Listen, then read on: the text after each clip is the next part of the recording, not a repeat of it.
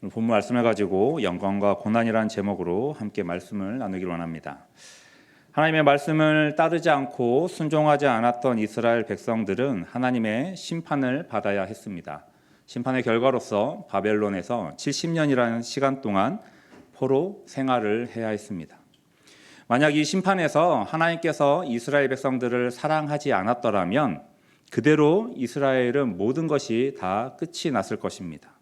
하지만 하나님께서는 이스라엘 백성들을 사랑하고 또 아꼈기 때문에 그들을 포기하지 않으셨습니다. 하나님은 그들에게 70년 포로 생활 후에 예루살렘으로 돌아오게 될 것을 약속하셨고, 더 나아가서 이스라엘을 구원할 메시아를 보내주실 것을 약속하셨습니다. 하나님의 약속대로 70년의 시간이 지난 후에 이스라엘 백성들은 예루살렘으로 돌아왔습니다. 돌아온 이 이스라엘 백성들은 이제 남은 하나님의 다른 약속을 바라보았습니다. 하지만 아무리 기다려도 하나님께서 약속하셨던 그 구원자 메시아가 왔다라는 소식을 들을 수가 없었습니다. 결국 많은 사람들이 이 메시아를 기다리기보다는 자신의 생각대로, 자신의 마음대로 살아가기 시작을 했습니다. 하나님이 원하시는 예배를 드리기보다는 사람들에게 보여지는 예배를 드렸고, 하나님이 정하신 말씀대로 사는 것이 아니라 자신들이 정한 방식에 따라 그 말씀을 따라가기 시작했습니다. 이들의 모습은 이전에 하나님께서 이스라엘 백성들을 심판하셨을 때의 모습과 비슷해졌습니다. 그러나 모든 사람이 하나님의 말씀을 떠나 살아간 것은 아니었습니다. 그래도 하나님의 말씀을 믿고 기다리던 자들이 있었습니다. 우리는 이들을 남은 자들이라고 말하는데, 이 남은 자들은 정말로 적은 수의 사람들이었습니다. 오늘 우리가 읽은 본문에서 남은 자들이라고 말할 수 있는 한 사람을 볼 수 있습니다. 그는 시므온이라는 이름을 가지고 있었습니다. 이 시므온의 신분에 대해서는 성경에서 제대로 알려주고 있지 않기에 정확하게 이가 어떠한 자였는지는 우리가 알 수 없습니다. 하지만 누가는 시므온을 평가할 때 25절에 보면 의롭고 경건하고 이스라엘의 위로를 기다리는 자라고 평가하고 있는 걸 볼 수 있습니다. 성경에서 사람을 평가할 때 의롭다 또 경건하다와 같은 표현을 하면 그 사람은 하나님과 함께하며 하나님의 말씀을 따라 살기에 노력했던 자입니다. 또 하나님과 늘 동행하기에 힘썼던 자입니다. 노아가 그러했고 욥이 이러한 평가를 받았던 자입니다. 그런데 누가는 시므온을 평가할 때에도 이렇게 성경에 나왔던 믿음의 선배들과 같이 그는 의롭고 경건한 자라고 말하고 있습니다. 더욱이 시므온이 경건한 자라는 증거를 뒤에 나오는 이스라엘의 위로를 기다리는 자라는 말에서 우리는 더 확신할 수가 있습니다. 이스라엘의 위로라는 이 말은 이사야서에서 자주 등장하는데, 특히 이사야서 51장 3절에 보면 나 여호와가 시온의 모든 황폐한 곳들을 위로하여 그 사막을 에덴 같게 그 광야를 여호와의 동산 같게 하였나니 그 가운데에 기뻐함과 즐거워함과 감사함과 창화하는 소리가 있으리라 라고 말하고 있습니다. 여기에서 나 여호와가 시온의 모든 황폐한 곳들을 위로하여 라는 이 표현은 하나님께서 이스라엘 백성을, 이스라엘 땅을 구원해 주시겠다라는 말과 같습니다. 시므온은 하나님께서 그 약속하셨던 것처럼 이스라엘의 위로를, 하나님의 구원을 기다렸던 자였습니다. 다른 말로는 하나님께서 약속하셨던, 보내주시기로 약속하신 그 메시아, 구원자를 기다렸던 자라는 것입니다. 그가 이렇게 기다릴 수 있었던 이유는 26절에 그가 주의 그리스도를 보기 전에는 죽지 아니하리라 하는 성령의 지시를 받았더니라고 기록합니다. 그가 이렇게 경건하게 하나님의 말씀을 쫓아 살고 계속해서 예수 그리스도를, 그 메시아를 기다릴 수 있었던 것은 성령의 지시를 받았기 때문입니다. 그렇게 그는 믿음의 인내심을 가지고 예수님을 만날 때까지 계속해서 참고 기다렸던 것입니다. 시므온은 죽기까지 이스라엘의 위로가 되시는 그 메시아를 기다리는 믿음을 가지고 있었습니다. 이러한 경건한 삶과 모습, 하나님의 구원을 향한 갈망이 있었기 때문에 마리아와 요셉이 아기 예수님을 안고서 성전에 들어왔을 때 그 아기 예수님이 내가 기다렸던 자, 그 메시아 구원자라는 것을 바로 알아볼 수가 있었습니다. 시몬은 아기 예수를 안고서 영광과 고난에 대해서 예언을 하게 됩니다. 시몬이 이렇게 예언할 수 있었던 이유는 27절에 보면 시몬이 성령의 감동으로 성전에 들어가니라는 말씀을 통해서 확인해 볼 수 있습니다. 시몬이 인간적인 생각과 지혜로서 그 감정으로서 예언한 것이 아니라 성령의 감동을 받아 예수님에 대해서 예언을 할 수 있었던 것입니다. 시몬의 예언은 앞에서는 축복과 영광된 이야기를, 뒤에서는 예수님의 고난에 대해서 이야기하는 걸 볼 수 있습니다. 시몬은 예수님께서 앞으로 받아야 할 고난에 대해서 말합니다. 이 고난은 십자가를 지기 위해서 받으셨던 고난뿐만이 아니라 예수님의 일생에 받으셔야 했던 고난에 대해서도 이야기하는 것입니다. 34절에 보면 시몬은 예수님께서 많은 사람을 패하거나 흥하게 하며 라고 말하고 있습니다. 예수님은 사역을 시작하신 후에 많은 사람들을 만나게 됩니다. 그 사람들 중에는 예수님을 믿는 사람들도 있었지만 오히려 예수님을 믿지 않고 예수님에게 적대감을 드러내는 자들도 있었습니다. 그들 중에 누가 흥하게 되었습니까? 예수님을 믿고 따르던 자들이 흥하게 되었습니다. 예수님을 만나고 인생이 변화된 사람들, 아픈 곳이 치유되고 상처가 아물며 귀신이 나가게 된 사람들은 예수님을 만나고 흥한 자들이 되었습니다. 뿐만 아니라 그 누구도 들여다보지 않던, 관심을 주지 않던 낮은 곳에 있던 자들이 예수님을 만나고 나서 흥하게 되었고 높아지게 되었습니다. 반면에 스스로를 하나님의 사랑을 받는 자들이라고 생각하고 있었던 당시의 대제사장, 서기관, 바리새인들 또는 많은 유대인들이 예수님을 만나고 나서 패한 자들이 되었습니다. 물론 그들은 계속해서 높은 권세와 명예를 가지고 있었고 사람들 위에 군림하고 있었습니다. 하지만 예수님을 만나고 나서는 그들의 제약된 모습들이 드러났고 숨겨놓았던 부끄러운 모습들이 드러나게 되었습니다. 그렇게 사람들은 예수님을 인정하지 못했습니다. 예수님은 이들에게 인정받지 못하셨던 것입니다. 이들은 예수님을 배척했고 예수님과 원수가 되었습니다. 그들은 결국 예수님을 십자가에 달려 죽음에 이르게 했습니다. 사랑해야 하는 대상들로부터 배척을 받는 것은 그 어느 것보다 비통한 고난이라고 할 수 있습니다. 34절을 보면 비방을 받는 표적이 되기 위하여라고 말합니다. 이 말은 예수님을 대적하는 모든 사람들이 예수님을 끌어내고 피를 흘리게 하려는 모든 행동들을 의미하는 표현입니다. 예수님을 대적하는 무리들은 그 당시 대제사장, 서기관, 바리새인들뿐만 아니라 온 인류의 모든 사람들이 예수님을 대적하는 무리라고 말할 수 있습니다. 모든 인류는 아담과 하와 이후로 죄인이 되었습니다. 죄인이라는 것은 하나님과 같은 곳에 서 있는 것이 아니라 반대되는 곳, 하나님을 대적하는 곳에 서 있다는 것입니다. 그렇게 우리 모두가 예수님에게 대항하고 대적하는 무리가 되었습니다.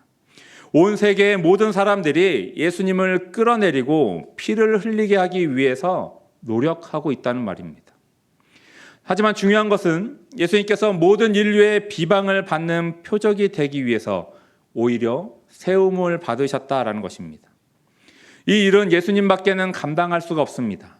예수님께서 그렇기에 이 땅에 오신 목적이 바로 여기에 있습니다. 세상 모든 사람을 대신하여 죄를 지셨고 그 십자가에서 모든 것을 감당하시기 위해서 스스로 비방의 간역이 되셨던 것입니다. 예수님의 고난은 단순히 십자가에 달리시기 전에 며칠의 고난을 이야기하는 것이 아닙니다. 예수님의 고난은 예수님 전생에 걸쳐서 받으신 것입니다. 예수님을 잡아내리려는 세상의 대적으로부터 고난은 계속해서 있어 왔습니다. 예수님이 태어나셨을 때 어떠한 일이 있었습니까? 헤롯이 2세 이하의 모든 아이를 죽이라고 명령했습니다. 예수님에게 고난이 닥쳤습니다. 그를 피해서 예수님은 애굽으로 피신해야 할 수밖에 없습니다. 또 자라나서 사역을 시작하고 나서는 종교 지도자들과 유대인들로부터 질시와 배척 그리고 십자가에서의 죽음에 이르기까지 예수님은 태어나시면서부터 십자가에 죽으실 때까지 계속해서 고난의 길을 걸어 오셨던 것입니다. 예수님은 자신이 겪어야 할 고난을 모두 다 아셨지만 그 고난을 친히 감당하셨고 그것을 위해서 이 땅에 오셨습니다. 우리는 예수님의 고난에 참여한다는 것이 단순히 예수님께서 당하신 일주일 정도의 고난만을 묵상하며 슬퍼하는 것이 아니라 예수님의 모든 생에 받으신 고난을 생각하며 그 고난에 함께 동참해야 하는 것입니다. 일생에 걸쳐서 받으셨던 예수님의 고난을 생각하며 묵상한다면 우리 또한 일주일 동안의 그 고난 주간의 짧은 시간의 묵상이나 경건한 모습으로서의 삶이 아니라 우리 인생 전체를 들여서 예수님의 고난을 묵상하며 함께 동참해야 한다는 것입니다. 그럴 때 우리는 우리를 향하신 예수님의 그 사랑을, 하나님의 은혜를 계속해서 경험하며 누릴 수 있는 것입니다. 시몬은 예수님이 받으실 고난만을 이야기하지 않았습니다. 성경을 보면 그 전에 고난을 받으시기 전에 먼저 영광스러운 일들에 대해서 이야기합니다. 29절에서 32절입니다. 주제여 이제는 말씀하신 대로 종을 평안히 놓아주시는도다. 내 눈이 주의 구원을 보았사오니 이는 만민 앞에 예비하신 것이요 이방을 비추는 빛이요 주의 백성 이스라엘의 영광이니이다 하니. 시므온은 30절에 아기 예수를 보고서 내 눈이 주의 구원을 보았사오니 라고 고백합니다. 그가 평생을 기다려온 이스라엘의 위로를 지금 바라보고 있는 것입니다. 시므온은 성령의 감동하심으로 인하여서 마리아가 아기 안고 들어온 그 아기 예수를 보는 순간 자신이 평생 동안 기다려왔던 하나님이 약속하셨던 이스라엘의 위로, 그 구원자 메시아가 된다는 것을 깨달았습니다. 시몬의 이러한 찬송은 이사야 60장 1절에서 3절의 말씀을 떠오르게 합니다.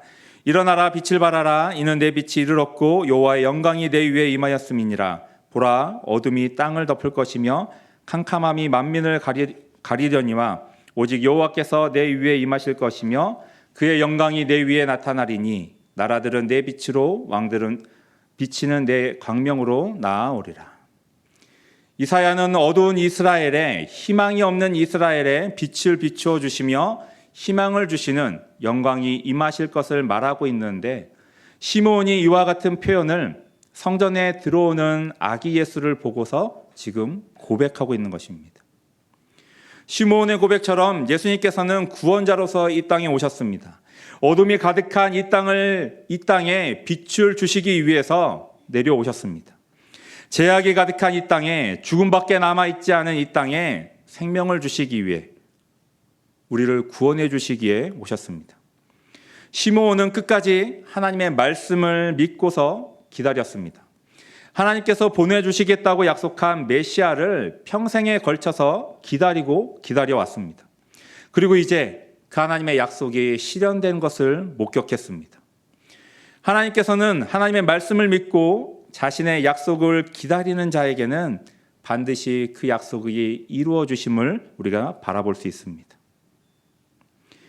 이후에 시몬은 뜻밖의 이야기를 전합니다. 31절과 32절에 보면 예수 그리스도께서 만민 앞에 예비하신 것이요 이방을 비추는 빛이라고 말합니다. 이는 그리스도께서, 예수님께서 온 민족을 구원할 구원자시라는 것을 지금 밝히고 있는 것입니다. 본래 이스라엘 백성들은 자신들만이 구원받을 수 있는 선택된 백성이라고 믿어왔습니다. 그래서 자신들을 제외한 이방 민족들은, 이방 사람들은 구원받지 못하는 자들이라고 여겼습니다. 그런데 지금 시므온은 어떻습니까? 예수님께서 만민 앞에 예비된 분이라고 말하고 있습니다. 예수님은 이스라엘만을 위한 구원자가 아니라 온 세상의 구원을 위해 오신 분이라고 말합니다. 31절만을 봤을 때에는 만민이란 이 말이 온 이스라엘이라고 생각해 볼 수 있습니다. 하지만 뒤에 나오는 32절에 바로 그 구원의 빛이 이방을 비춘다라고 말하고 있습니다. 이는 예수님의 구원이 이스라엘을 넘어 이방인에게까지 그 효력을 발휘한다라는 것을 의미합니다. 그리고 온 세상에 구원을 베푸신 예수님께서 이스라엘의 영광이 되실 것을 이야기합니다. 이는 예수님을 통해서 세계를 향한 그들의 사역을 수행할 것이기 때문입니다. 온 세계가 이스라엘의 메시아가 성취하신 일을 통해서 이스라엘을 바라보게 될 것입니다. 그렇게 32절에서 말하고 있는 것처럼 주의 백성 이스라엘의 영광이 되실 것을 이야기하는 것입니다. 이러한 시몬의 예언은 바로 이루어지지 않았습니다. 이방을 향한 구원의 빛이 비추어졌지만 그 빛은 예수님의 죽음과 부활 이후에 비추어졌습니다. 예수님의 이방을 향한 빛은 예수님이 죽음 이후에 그 복음을 가지고 나간 제자들과 사도들에 의해서 비추어졌습니다. 그들을 통해서 세계 곳곳에 교회가 세워졌고 복음이 흘러가는 역할들을 감당하겠습니다. 그리고 시간이 지나 어떻게 되었습니까? 온 세상에, 온 만민에게 그 복음이 전해졌고 온 세계가 구원을 바라보게 되었습니다. 우리는 지금 고난주간을 지나고 있습니다. 앞에서도 이야기했지만 우리는 예수님의 고난을 단지 일주일 동안의 고난으로 바라보는 것이 아니라 예수님의 일생을 고난으로 바라보며 그 고난에 동참해야 합니다. 그리고 예수님께서 행하신 만민을 위해 준비하신 구원의 영광을 위해서 우리에게 주어진 사역들을 감당해야 하는 것입니다. 그럴 때 우리는 예수님의 영광에 함께 동참하게 될 것이며 그로 인하여 하나님의 영광이 될 것입니다. 그럼 우리가 어떻게 고난에 동참하며 그 영광을 하나님께 올려드릴 수 있겠습니까?